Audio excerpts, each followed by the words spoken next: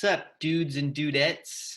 I was helping a couple students out with some problems from the homework, and I figured everybody could benefit from this because there are two problems on here that I'm concerned that I may not have explained well enough in class. So let's go ahead and find the zeros of this polynomial so it can help you with number 3 and number 5. Those are the two that I'm a little worried about. So if I set this equal to 0, what I'd want to do is, again, I'd want to find the factors of -6. Whoops, -6. Hopefully you can see that. Yeah, -6 that add to give me -5. So 1, -6, 3, -2. I did that backwards, but it's all good. 1, -6 is going to work. So I would split up x to the fourth as x squared, and then plus 1 minus 6. All right, so this is where it's going to get a little funky. So we did talk about real and non-real zeros, real and imaginary zeros. So just make sure you can see my entire face. I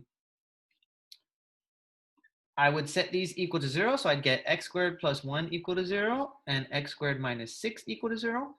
So I would subtract 1, I'd get x squared equals -1 for the first one. I square root. Remember, every time I square root, I put a plus minus in front.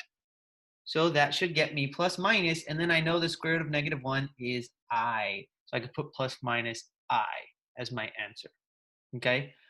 So that's kind of something that we talked about in class the past couple of days, and that's the focus notes that you guys took already. So remember, this is a positive and a negative, so it's gonna give me 2 zeros, and these are gonna be complex zeros, but we don't need to worry about that. The fact that they give me 2 zeros, that's what I'm worried about. And then I continue over here, x squared equals 6. If I add 6 to both sides, square root, x equals, remember, I'm going to put a plus minus in front of that, square root of 6. I don't know the square root of 6, so I'm just going to leave it like that. And this gives me my 2, and we can call them real zeros. So remember, we're double checking to make sure that we have our total number of zeros. My degree was 4. So I should have a total of 4 zeros. 1, 2, 3, 4.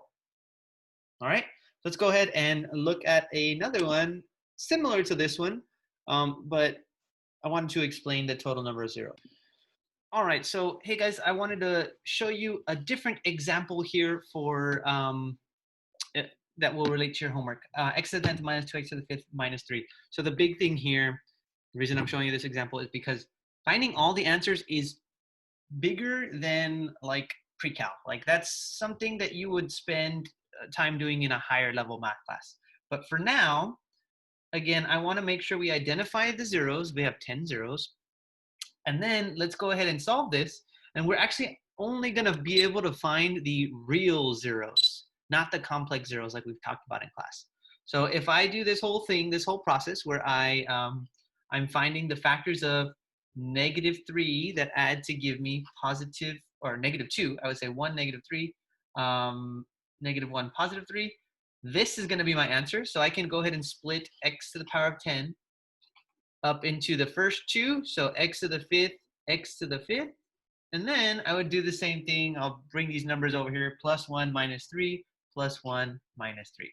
All right. So again, we're only going to be able to find 2 zeros for this polynomial. And that's just because the remaining ones are, like we talked about in class, they are complex zeros. And we're not going to talk about that at all, okay, in this class. But let's go ahead and continue here. If I have x to the 5th plus 1 equals to 0, I would subtract 1. So x to the 5th equals -1. And then I would 5th root on both sides. So remember that you can actually take the 5th root or the 3rd root or the 7th root, any even root, any odd root, you can take the cube root or the root of that number because of a negative number is what I'm implying.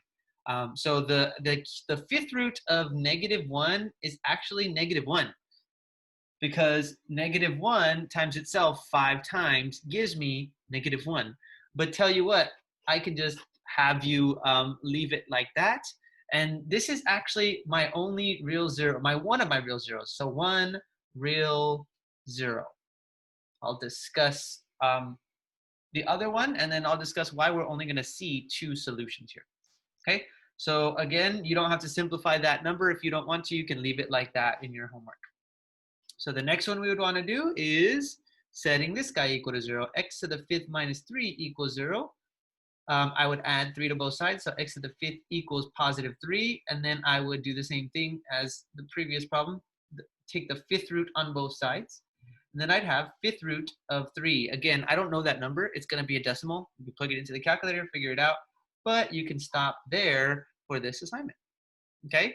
And remember, another thing that is tricky about odd roots is that there is no plus minus in front of them. Like square roots. Square roots, we always put plus minus. Odd roots, we do not. Because since we can take the cube root of a negative, whatever my answer is going to be negative. So one real 0 here, not multiple ones. All right. So just to recap, we have one real 0 here, one real 0 here. But we were looking for 10 real zeros. And we didn't find them. We only found 2. So what can we conclude? We can conclude that the remaining zeros, the remaining 8 zeros, are complex or involve imaginary numbers. Okay, that's beyond what you need to be able to do for this assignment. All you need to do is find the real zeros here. But if you're wondering, why didn't I get 10 real zeros? Well, it's because the remaining 8 are all complex. So I hope you guys start working on that assignment at the very latest tonight because it's due tomorrow and there's a lot of work to be done. Mr. Navarrete out.